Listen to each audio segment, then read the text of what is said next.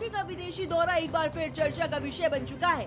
मालूम हो कि राहुल गांधी 20 सत्र को छोड़कर ही विदेशी धरती पर निकल चुके हैं। ऐसे में एक बार फिर राहुल गांधी की सियासत पर सवाल खड़े हो गए हैं। जी हाँ, राहुल गांधी जर्मनी के दौरे पर हैं और ऐसे में उन्होंने फिर देश की लोकतांत्रिक व्यवस्था पर सवाल खड़े कर दिए हैं। And when we are asking these questions to the Election Commission, we're not getting a response.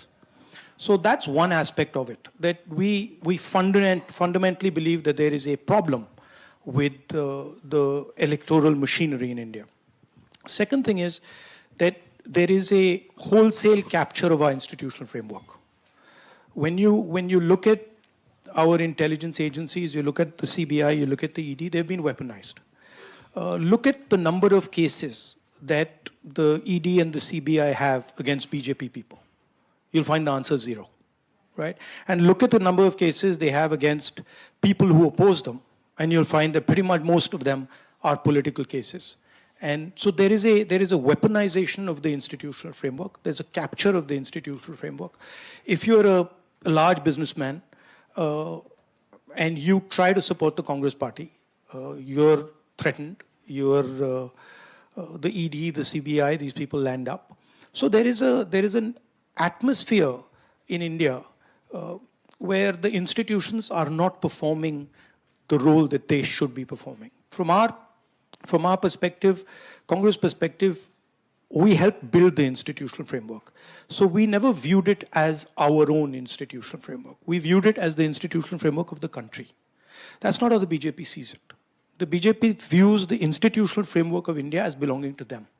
And so they use it as a tool for building political power. Look at the difference between how much money the BJP has and how much the opposition has. You'll see a ratio, 1:30. How does that happen? I mean, so there is an attack on the democratic system. Now, okay, so then you'll say to us, okay, so what?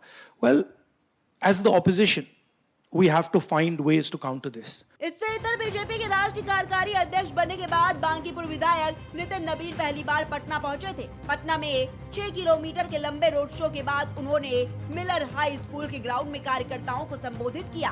कार्यक्रम को संबोधित करते हुए नितिन नबीन ने कहा कि राहुल गांधी की तरह पार्ट टाइम पॉलिटिक्स नहीं करना है। बिहार की जनता ने राहुल को ऐसा भगाया है कि जर्मनी में बस गए।